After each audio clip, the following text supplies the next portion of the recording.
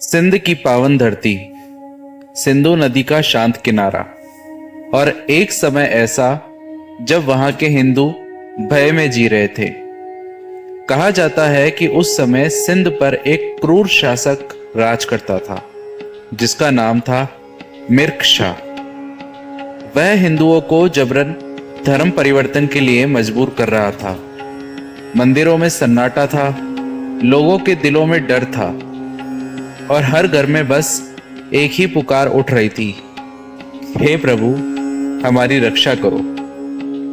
तब सिंधी समाज ने सिंधु नदी के तट पर एकत्र होकर 40 दिन तक उपवास और प्रार्थना की। उन्होंने जल देवता वरुण से विनती की, हमें बचाइए। और फिर आकाश से एक दिव्य आशीर्वाद की वाणी सुनाई दी, चैत्र महीने में नसरपुर गांव में मेरा अवतार होगा। समय बीता, चैत्र शुक्ल द्वितीया का पावन दिन आया। नसरपुर में माता देवकी के घर एक बालक का जन्म हुआ। उस बालक के चेहरे पर अद्भुत तेज था। कहा जाता है कि जन्म के समय उसके पालने के पास स्वयं प्रकाश फैल गया था। उसी दिव्य बालक को दुनिया ने भगवान झूलेलाल के नाम से जाना। लोग उन्हें वरुण देव का अवतार मानते हैं। कहा जाता है कि बचपन से ही उनके चमत्कार दिखाई देने लगे थे। कभी वे जल पर चलते दिखते, कभी एक साथ कई स्थानों पर प्रकट हो जाते। उनकी उपस्थिति मात्र से भय समाप्त हो जाता। जब मिर्ख शाह को इस बालक के बारे में पता चला तो उसने उसे अपने दरबार में बुलाया। लेकिन जब उसने उस बालक के दिव्य रूप को देखा तो उसका घमंड टूटने लगा। कथा कहती है कि झूलेलाल ने उसे समझाया कि धर्म किसी पर थोपने की वस्तु नहीं है। ईश्वर एक है, उसे पाने के मार्ग अलग अलग हैं। उनकी वाणी में इतनी शक्ति थी कि मिर्ख शाह का हृदय परिवर्तन हो गया। उसने अत्याचार रोक दिए और सभी को अपने धर्म का पालन करने की स्वतंत्रता दे दी। यही कारण है कि सिंधी समाज आज भी उन्हें झूलेलाल, उदयचंद और दरियालाल नामों से पुकारता है।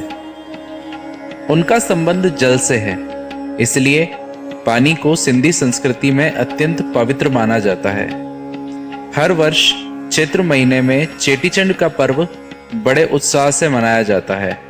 इस दिन बहराणा साहब सजाया जाता है, शोभा यात्राएं निकलती है और झूलेलाल बेले आही के जयकारे गूंजते हैं। सन 1947 में जब भारत का विभाजन हुआ तो लाखों सिंधी अपने घर छोड़कर भारत आए। उनके पास संपत्ति नहीं थी, लेकिन उनके दिल में एक चीज अड़िग थी कि भगवान झूलेलाल पर विश्वास। उसी विश्वास ने उन्हें नई जमीन पर खड़ा होने की शक्ति दी।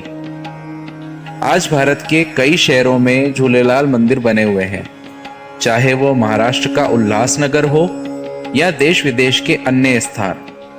हर जगह झूलेलाल आस्था का केंद्र है। भक्त मानते हैं कि सच्चे मन से की गई प्रार्थना पर झूलेलाल अवश्य कृपा करते हैं। कहा जाता है कि जल में दीप प्रवाहित करने से जीवन की बाधाएं दूर होती है और घर में शांति आती है। झूलेलाल की कथा हमें एक संदेश देती है, सत्य, समानता और आस्था की शक्ति किसी भी अत्याचार से बड़ी नहीं होती है। धर्म प्रेम है, भय नहीं। और जब विश्वास अटूट हो तो स्वयं ईश्वर अवतार लेकर रक्षा करते हैं।